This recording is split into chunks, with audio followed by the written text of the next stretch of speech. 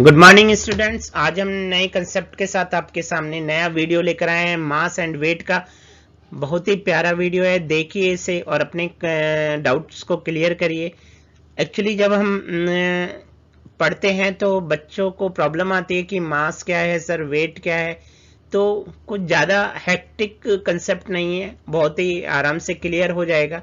Video को last तक देखिए, समझिए और ज़्यादा से ज़्यादा लाइक करिए, शेयर करिए ताकि नीडी बच्चों तक ये पहुंच पाए और बच्चे इसका बेनिफिट ले पाए। तो चलो देखते हैं इसमें क्या डिफरेंस है।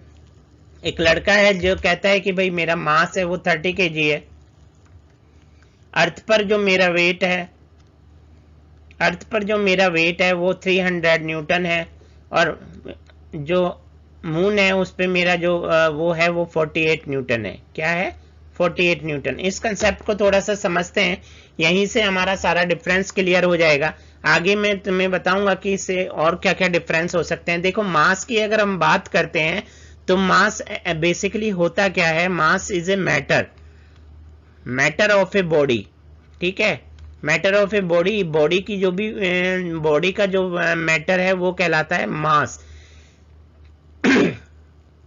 और इसको डिनोट करते हैं केजी से। ठीक है, इसकी यूनिट जो होती है वो केजी होती है।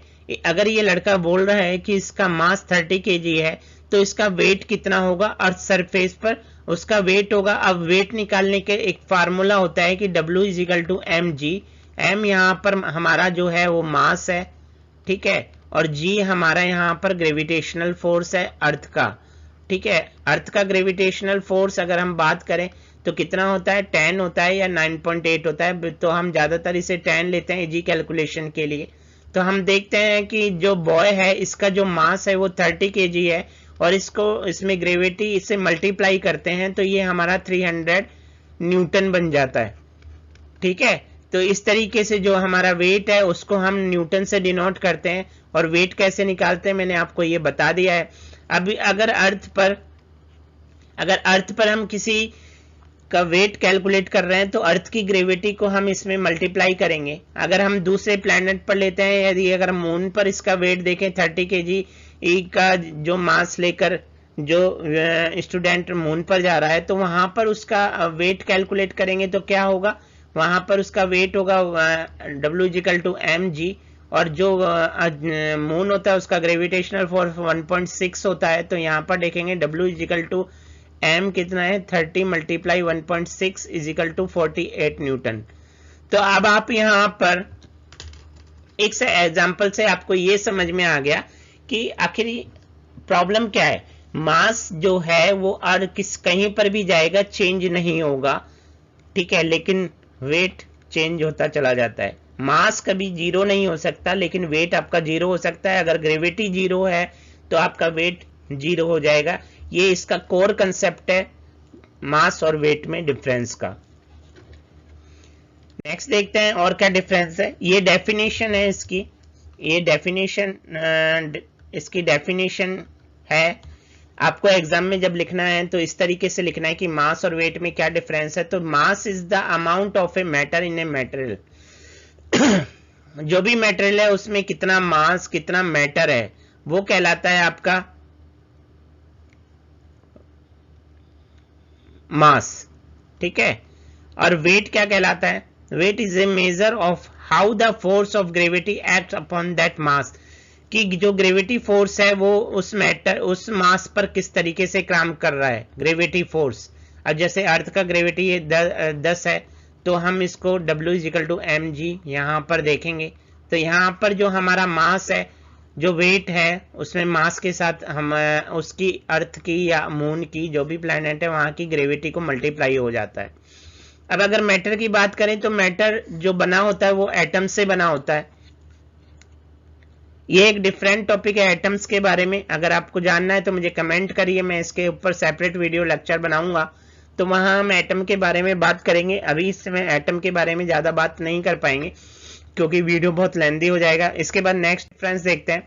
मास की अगर फिजिकल क्वांटिटी के बारे में देखें तो mass is a scalar quantity. Mass एक स्केलर क्वांटिटी होती है जिसका एक मैग्नीट्यूड होता है, जिसकी एक डायरेक्शन होती है। जबकि हम देखें वेट की तो वेट एक फिजिकल क्वांटिटी, एक वेक्टर क्वांटिटी है और इसका जो मैग्नीट्यूड होता है वो डायरेक्ट होता है, किसके डायरेक्ट होता है, अर्थ के सेंटर की तरफ, ठीक है ना, या दूसरी जो ग्रेविटी होती है उसके सेंटर की तरफ होता है।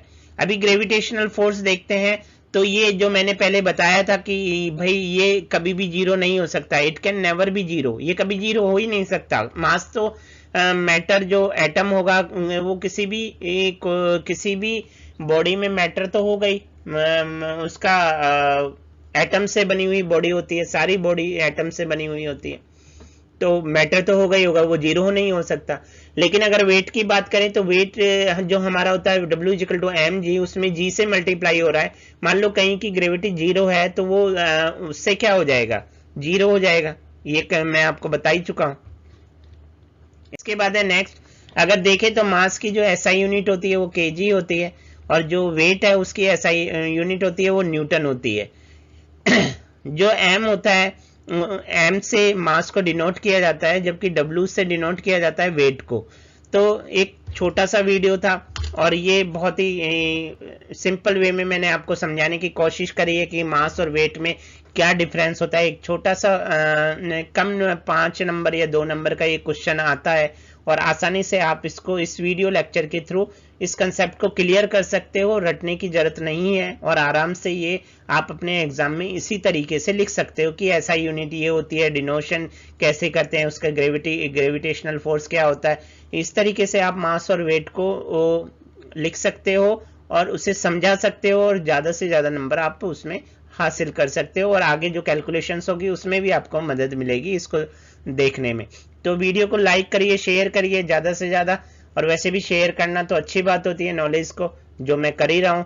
अगर आपको कुछ भी डाउट है, कोई भी क्वेश्चन है, तो आप मुझे कमेंट सेक्शन में लिखिए, मैं आपको उसका आंसर देने की पूरी कोशिश करूंगा। वीडियो को लाइक करिए, शेयर करिए। Thank you.